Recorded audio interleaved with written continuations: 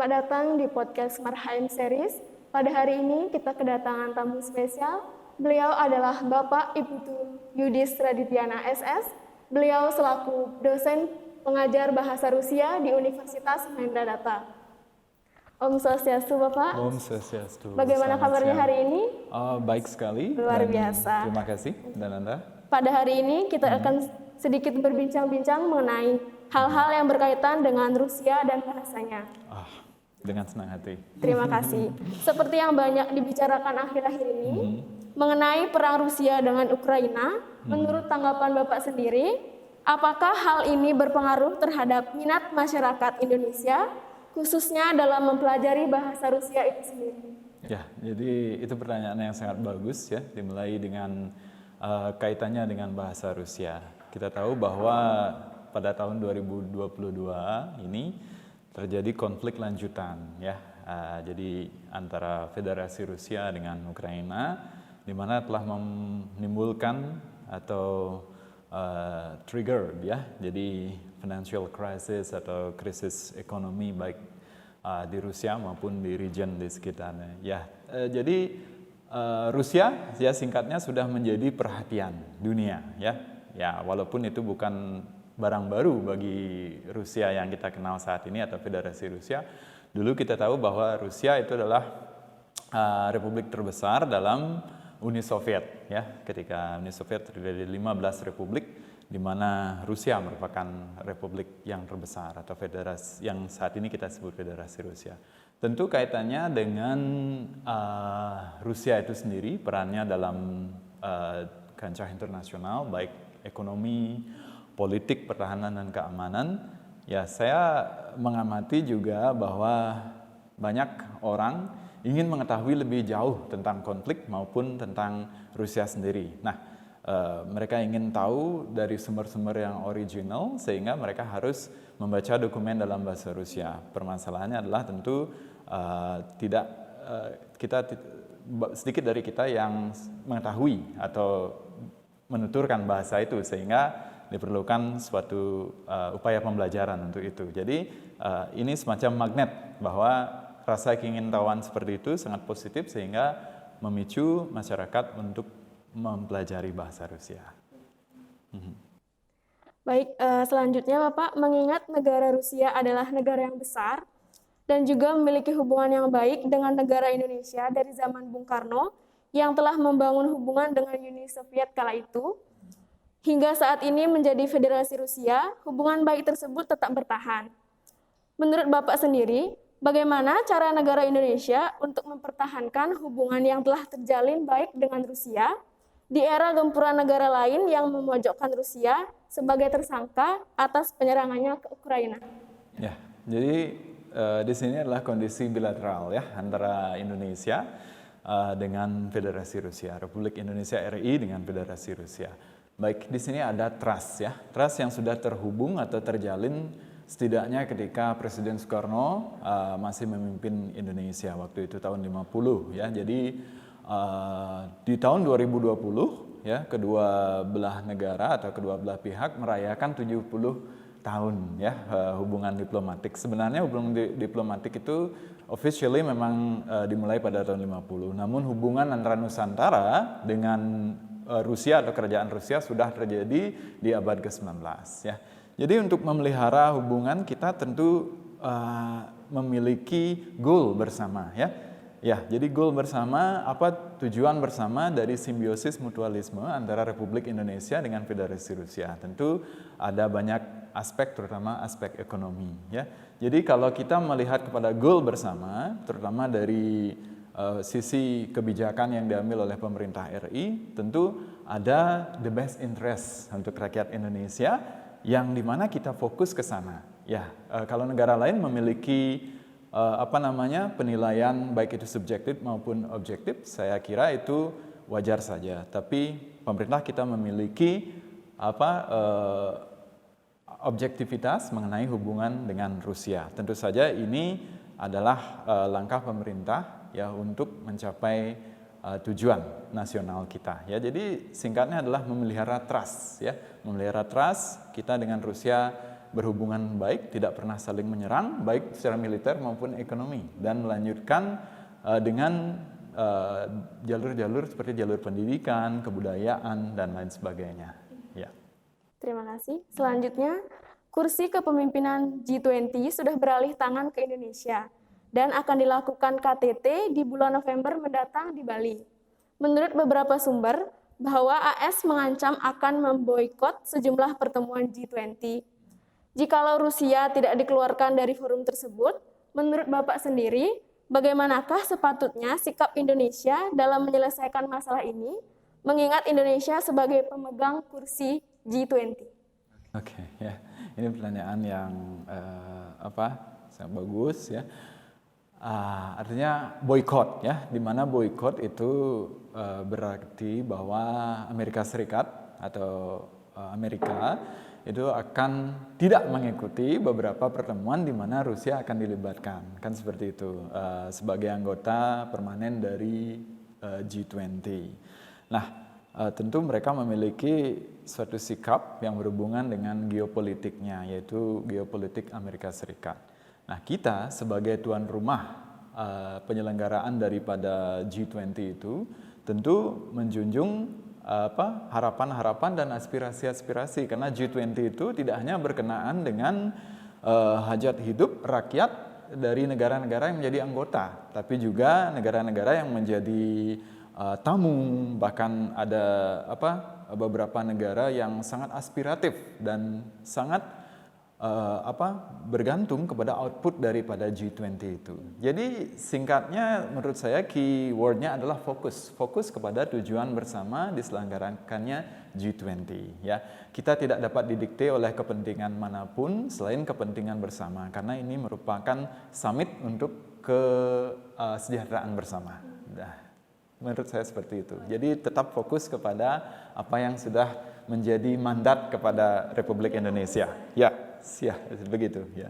Selanjutnya, Pak, seperti yang kita ketahui bahwa bahasa Rusia adalah salah satu bahasa yang lumayan sulit untuk dipelajari, dikarenakan pelafalannya yang menurut banyak orang sulit untuk diucapkan oleh mulut orang Indonesia. Bagaimana tanggapan Bapak mengenai hal tersebut, tentang pelafalan yang sulit dari bahasa Rusia itu sendiri? Di kata sulit ya, di sini saya lebih suka menyebutnya karena kita kurang akrab dengan bahasa itu ya. Memang ya, dari segi struktur gramatika atau tata bahasa Rusia itu cukup canggih ya, rumit. Namun bukan berarti bahasa tersebut tidak dapat dipelajari. Nah, kalau kita memiliki kepentingan untuk mempelajari bahasa Rusia, tentu kita memiliki due diligence atau kita harus rajin untuk berusaha. Nah, dari itulah program ya belajar bahasa Rusia itu tujuannya adalah bagaimana seseorang yang betul-betul memiliki tujuan. Mengapa dia harus belajar bahasa Rusia? Itu yang saya tanyakan terlebih dahulu ya. Goal-nya kemana dan dream-nya apa? Di situ baru kita bisa akan mengatakan apakah bahasa ini cukup sulit bagi mulut kita orang Indonesia, karena kita tahu bahwa orang Indonesia tidak hanya berbicara bahasa Indonesia, dalam de facto merupakan bahasa Melayu ya, yang merupakan bahasa kedua kita sebenarnya, karena bahasa pertama adalah apa yang kita sebut sebagai bahasa daerah. Seperti saya misalnya orang Bali, bahasa pertama saya Bali ya, jadi bahasa Indonesia juga merupakan bahasa kedua. Demikian juga kalau kita nanti menyerap bahasa Rusia merupakan bahasa kedua. Ya, jadi kalau bagi saya yang paling tidak familiar atau akrab dengan kita adalah bunyi-bunyi huruf desis seperti sh, shi, shu, shesho dan sebagainya. Itu semua bisa dilatih. Karena kita dulu pernah menggunakan bahasa yang lebih rumit lagi, yaitu bahasa Sanskerta. Ya, jadi ini merupakan suatu head start yang bagus. Jadi harusnya di dalam DNA kita sudah ada kemampuan seperti itu ya. Jadi no excuse, tidak ada sebenarnya istilah atau alasan seperti itu. Baik, terima kasih ya Pak. Selanjutnya, apakah ada acara yang mudah untuk kita agar dapat bisa berbahasa Rusia, atau setidaknya adakah cara untuk kita belajar bahasa Rusia selain dari buku ataupun kamus? Ya, itu pertanyaan yang sangat bagus ya. Artinya intinya di sini keywordnya adalah practice, ya. Sama dengan Anda menyerap bahasa asing, karena bahasa Melayu itu bahasa asing sebenarnya. Bahasa yang kita sedang tuturkan ini kan bahasa asing, ya. Kalau bahasa kita bahasa Jawa, bahasa Sunda, bahasa Madura, bahasa Bali dan Batak dan sebagainya. Lalu kita menyerap bahasa orang lain yang sekarang familiar dengan kita. Kita pelajari di sekolah kan begitu, ya. Jadi prosesnya akan sama saja seperti itu, practice. Jadi ketika Anda ingin menyerap bahasa Rusia, masuklah ke dalam dunia yang berbahasa Rusia. Anda tidak perlu ke Rusia, apalagi ke Ukraina ya saat ini ya. Mungkin suatu saat nanti. Maksud saya adalah dengan hadirnya teknologi informasi dan komunikasi, masuklah ke dunia itu, mencari bahan-bahan yang di dalamnya sudah dipresentasikan secara oral, ya. Cari berita dalam bahasa Rusia. Anda mengerti atau tidak, ikuti berita-berita tersebut, ikuti film-film tersebut, Anda akan masuk ke dalamnya. Sama dengan Anda pertama kali menyerap bahasa Indonesia, tentu orang tua Anda tidak melarang Anda menonton film-film berbahasa Indonesia. Itu akan sama saja case-nya. Nah, cuman ketika kita masih kecil, masih muda, subconscious kita atau bawah sadar kita mengatakan, oh saya serap ini, it's fine, kan begitu, I will make it. Tapi sekarang kita mengatakan, oh saya sudah beginilah, sudah tua lah. Itu excuse yang kita ciptakan sendiri. Sebenarnya tidak ada seperti itu. Jadi singkatnya practice dan masuk ke dalam dunia itu. Baik. Selanjutnya, manfaat apa yang kita dapatkan dari mahirnya kita dalam berbahasa Rusia, Pak? Oke, manfaat. Nah, itu kembali kepada goal ya, masing-masing ya. Goal masing-masing itu apa? Seperti itu ya. Jadi singkatnya secara universal, tujuan kita belajar bahasa Rusia adalah supaya bisa berkomunikasi dengan penutur jati bahasa Rusia yang bukan hanya warga negara Rusia ya. Jadi di dunia ini ada 260 juta penutur jati bahasa Rusia. Di luar negeri-negeri atau negara-negara ex-Uni Soviet, ya, Mongolia dan beberapa negara yang lain masih menjadikan bahasa Rusia itu bahasa penting, bahasa official, resmi ya. Kita juga tahu bahwa bahasa Rusia merupakan salah satu dari 6 bahasa kerja PBB atau United Nations. Jadi apa manfaatnya adalah ketika kita keluar dari pergaulan yang menggunakan bahasa kita sudah masuk ke dalam salah satu atau sekalian dari 6 bahasa tersebut. Inggris, Prancis dan sebagainya, dan diantaranya adalah Rusia. Cuma Anda bayangkan berapa besarnya manfaat ekonomi sesuai dengan goal Anda. Apakah Anda ingin menjadi seorang investor, ataukah Anda mencari investor dari Rusia, katakanlah seperti itu, atau Anda ingin bersekolah, pergi ke sebuah university college di Rusia, ataukah melakukan hubungan bisnis yang berkenaan dengan kebudayaan, berkenaan dengan teknologi, sains dan sebagainya. Dunia sangat terbuka hari ini. Dan orang Rusia akan sangat senang jika partner Indonesianya mampu berbicara Rusia. Saya kembalikan kepada goal Anda masing-masing. Anda sendiri yang akan tahu, oh saya harus dapatkan output seperti ini. Jadi manfaatnya akan relatif seperti itu. Ya. Jadi output yang Anda inginkan adalah saya harus memiliki sebuah company yang di dalamnya setengahnya bisa sahamnya dibeli oleh bilioner Rusia. Ingat ya, bilioner Rusia itu salah satu negara yang memiliki jumlah bilioner terbanyak di dunia ya. Jadi sangat potensial. Anda bisa mempresentasikan bisnis Anda, saya kira Anda bisa harus Anda lakukan dalam bahasa Rusia yang baik ya. Itu akan lebih apresiatif seperti itu. Baik. Selanjutnya, coba Bapak sebutkan beberapa alasan kuat mengapa kita harus belajar bahasa Rusia.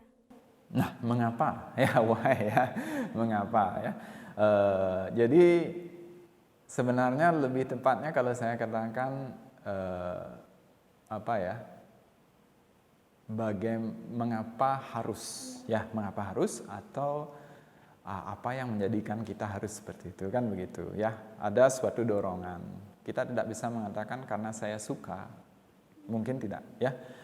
Tapi bahasa adalah alat ya, merupakan tool dari pergaulan. Jadi katakanlah seorang yang sangat menyukai olahraga catur, amatir, ya pecatur amatir, ingin menjadi pecatur profesional. Ya, ingin belajar banyak dari grandmaster Rusia, misalkan yang zaman dulu ya, Anatoly Karpov seperti itu, Kasparov dan sebagainya. Dia akan membaca buku-buku yang kebanyakan versi originalnya itu adalah dalam bahasa Rusia. Jadi alasannya adalah supaya tujuannya tercapai, itu saja. Ya, itu tujuan alasan mengapa. Ya baik ya. Jadi dari segi Anda masing-masing yang belajar bahasa Rusia, Anda simpulkan sendiri. Ketika di dalam perkuliahan saya sering tanya mahasiswa atau mahasiswi, tujuan Anda apa? Gitu. Belajar bahasa Rusia. Tujuan saya adalah supaya saya bisa melanjutkan kuliah di Rusia. Ada yang seperti itu. Ada juga yang saya ingin bekerja sebagai seorang ahli di perusahaan minyak di Rusia. Jadi dengan dia belajar bahasa Rusia, dia akan mencapai tujuan itu. Jadi mengapa Anda belajar bahasa Rusia? Supaya saya mendapatkan job di sebuah perusahaan minyak di Rusia. Yang lain akan supaya saya dapat mengikuti perkuliahan program magister untuk teknik mesin atau teknik industri di universitas yang ternama di Rusia. Akan alasannya sangat berbeda. Namun singkatnya untuk mencapai tujuan Anda sendiri. Terima kasih Pak. Selanjutnya, apakah menurut Bapak sendiri tiap sekolah baik dari SD sampai SMA atau SMK sebaiknya memasukkan mata pelajaran bahasa Rusia ke dalam mata pelajaran pokoknya, mengingat bahasa Rusia yang juga tak kalah penting dengan bahasa asing lainnya? Baik ya, sebaiknya ya, atau begini ya, kita tahu bahwa jadwal sekolah modern itu sangat padat ya. Kalau tidak salah bahasa Inggris masih menjadi ini ya, subjek pokok ya dalam semua level pendidikan. Jadi karena alasannya bahasa Inggris adalah bahasa internasional yang bisa dapat dan harus digunakan dalam occasions atau pertemuan-pertemuan internasional kan seperti itu. Ya, jadi bahasa Rusia jadi lebih bagus kalau kita mengatakan sebaiknya bahasa Rusia memang dikuasai ya atau mulai belajar setidaknya ketika mereka duduk di bangku SLTA, SMU ataupun SMK ya. Memang mereka sebaiknya tahu walaupun tidak harus. Tapi kalau mengatakan harus menjadi bahan pelajaran pokok, saya kira belum ke sana ya. Maka dari itulah ada baiknya untuk mengikuti kursus-kursus tambahan di luar itu. Nah, ada yang berminat di bahasa Mandarin, ada bahasa Rusia, dulu sering ada ekstrakurikuler bahasa Jerman, ya, karena semua berhubungan dengan industri dan berhubungan dengan ekonomi, ya, yang maju seperti itu. Jadi manfaatnya ke depan akan sangat besar, baik bagi pada tataran individu maupun tataran masyarakat seperti itu, ya. Tidak wajib, tapi sebaiknya belajar, setidaknya tahu, ya, bisa berkomunikasi. Selanjutnya, jika ada misalnya teman-teman pemula dan baru mengenal bahasa Rusia dan berminat belajar, sebaiknya apa yang perlu dipersiapkan dan dimulai dari mana? Apa yang perlu disiapkan itu adalah di sini, ya, di mind Anda, ya. Jadi di subconscious Anda. Apa yang perlu Anda persiapkan adalah diri Anda sendiri, ya. Jadi tujuan Anda belajar bahasa Rusia, Anda sudah harus mampu membuat setting Anda berada di tengah-tengah orang Rusia, ya, atau orang yang menuturkan bahasa Rusia. Apakah dia itu orang berkebangsaan Rusia, Ukraina, Kazakhstan, ya, Kirgistan dan sebagainya, bahkan Mongolia. Itu yang harus sudah ada. Jadi persiapan mental, ya. Jadi sudah siap. Saya akan menerangkan ini kepada orang Rusia itu, dan orang Rusia itu saya harapkan akan memberikan ini kepada saya. Itulah setting yang harus pertama Anda siapkan. Singkatnya imajinasi, ya. Anda berada dalam pergaulan dengan orang Rusia itu. Kita belum bicara masalah buku, belum bicara masalah teknik belajar, itu nanti. Tanpa adanya persiapan imajinasi seperti itu, Anda tidak akan kemana-mana. Seperti Albert Einstein mengatakan bahwa imagination is more important than knowledge. Ya, knowledge itu ketika kita belajar bahasa Rusia, tapi sebelum itu harus ada imagination dulu. Ya, Anda ada di sana dan Anda melakukan apa yang Anda inginkan atau ingin capai. Selanjutnya, mungkin lebih mengarah ke permintaan Bapak. Coba ceritakan awal-awal Bapak mengenal bahasa Rusia dan tertarik untuk mendalaminya. Baik ya. Ini pertanyaannya sangat bagus ya. Jadi sharing ya. Di sini makanya saya ketika mengajar bahasa Rusia itu lebih kepada mentoring atau membimbing ya. Jadi mentor itu adalah seorang yang membawa Anda kemana dia pernah pergi. Kan seperti itu ya.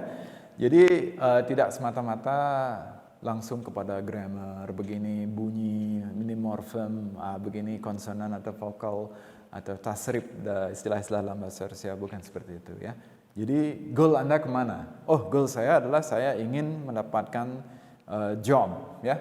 Jadi misalnya cukup sering saya sendiri adalah menerima tawaran job atau membutuhkan tenaga kerja di Rusia, mulai dari spa ya sampai dengan high tech. Itu orang Indonesia saya yakin memiliki expertise di bidang itu, mulai dari spa terapis sampai dengan yang paling canggih berhubungan dengan proyek luar angkasa kan seperti atau antariksa. Nah, disitulah saya juga pada awalnya adalah karena saya tertarik kepada sejarah ya. Saya ingin belajar sejarah, khususnya sejarah tentang Perang Dunia Kedua dalam versi-versi yang original ya.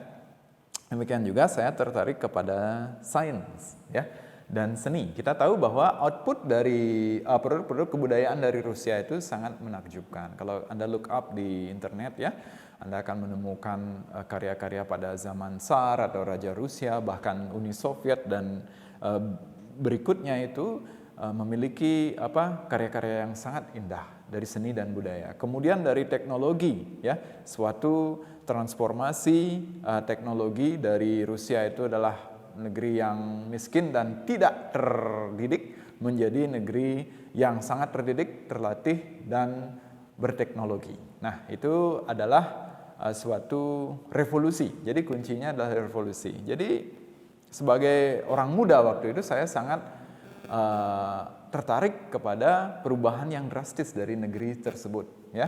Kita tahu bahwa negeri Eropa lebih dulu maju daripada Eropa Barat ya, daripada Eropa Timur.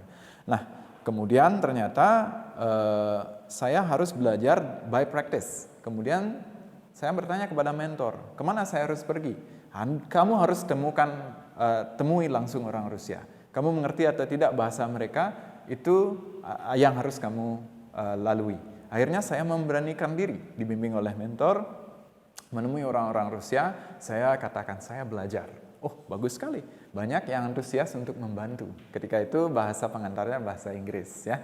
Nah, kemudian dari praktis tersebut ternyata tidak berapa lama saya mulai memahami bahasa Rusia, kemudian serius untuk mendalami bahasa Rusia secara grammar. Nah, pada akhirnya ilmu saya dapat saya aplikasikan di penerjemahan, kejurubahasaan dan kepramuwisataan berhubungan dengan pariwisata. Ternyata sampai saat ini masih sangat berguna seperti itu. Ya, terima kasih. Terima kasih Bapak. Untuk mengakhiri perbincangan kita hari ini, apakah Bapak bisa mencontohkan berbicara dengan bahasa Rusia? Ya, itu bagus sekali ya. Jadi dalam belajar bahasa apapun ya, kita seringkali tertarik untuk mengetahui dulu bagaimana menyapa ya. Ya, kalau kita menyapa dalam bahasa Rusia ya, dalam kondisi situasi yang formal seperti ini kita mengatakan zdravstvuйте ya. Zdravstvuйте dalam konteks yang informal привет ya. Привет. Здравствуйте. Misalnya Anda mengatakan selamat siang bapak-bapak dan ibu-ibu ya. Selamat datang di Pulau Bali ya. Ya, jadi Добрый день atau Здравствуйте, дорогие дамы и господа, добро пожаловать на остров Bali ya. Jadi seperti itu kualifikasi yang harus dimiliki seorang pramuwisata misalnya ya. Jadi kemudian Anda mengatakan pertama-tama saya ingin menceritakan sedikit tentang Pulau Bali ya. Прежде всего я хотел бы вам рассказать об острове Bali. Ab Indonesia, нашей стране, ya, tentang Pulau Bali, tentang Indonesia dan tentang negeri kami, ya. Misalnya Anda juga mengatakan Nasz Ostrov это небольшой остров, но этот остров очень красивый, ya. Jadi pulau yang tidak besar tapi pulau ini sangat indah, ya. Он же один из самых, ya, красивых островов мира. Jadi salah satu dari pulau yang tercantik di dunia. Ya, seperti itu lebih kurang, ya. Lalu kita mengatakan spasiba большое atau большое спасибо, ya. Terima kasih banyak, ya, atas perhatian Anda, за внимание, atas sambutan Anda, за гостеприимство, увидимся atau до свидания, sampai berjumpa kembali. Ya, lebih kurang seperti itu, ya. Ada banyak hal yang ingin saya katakan tapi waktunya agak terbatas. Nanti kita bertemu dalam kelas. Ya. Ya. Dan begini berakhir sudah perbincangan kita hari ini, Bapak. Terima kasih atas waktunya. Terima kasih juga kepada penonton yang sudah sempat menonton dari awal sampai akhir. Jika ada kesalahan kata ataupun perbuatan, mohon dimaafkan. Saya akhiri dengan Parama Santi. Om Santi, Santi, Santi, Om. Om Santi, Santi, Santi. Sampai jumpa di podcast Marhain series selanjutnya. Terima kasih.